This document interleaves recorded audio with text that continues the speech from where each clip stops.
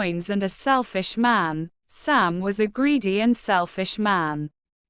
He always desired to have lots and lots of money and never hesitated to cheat others to make money. Also, he never wished to share anything with others. He paid very low wages to his servants. However, one day, he learned a lesson that changed his life forever. It so happened that one day, a small bag that belonged to Sam was missing. The bag had 50 gold coins in it. Sam searched high and low for the bag, but could not find it.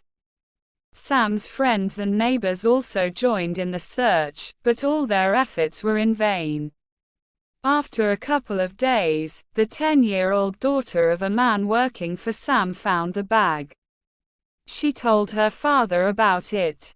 Her father identified the bag as the one that was missing, and immediately decided to take it to his master.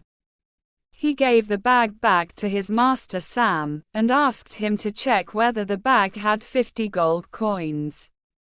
Sam was exultant to get the coins back, but he decided to play a trick. He shouted at his worker, "There were 75 gold coins in this bag, but you gave me only 50. Where are the other coins? You have stolen them." The worker was shocked to hear this and pleaded his innocence.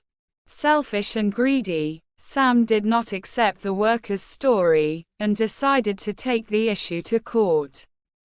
The judge heard both the sides. He questioned the daughter and the worker about the number of coins they had found in the bag, and they assured it was only 50. He cross-examined Sam and Sam replied, "Yes, my lord, I had 75 gold coins in my bag, and they gave me only 50. Hence, it is quite obvious that they have stolen 25 coins." The judge then asked, "Are you sure that your bag had 75 coins?" Sam nodded vigorously. The judge then made his judgment.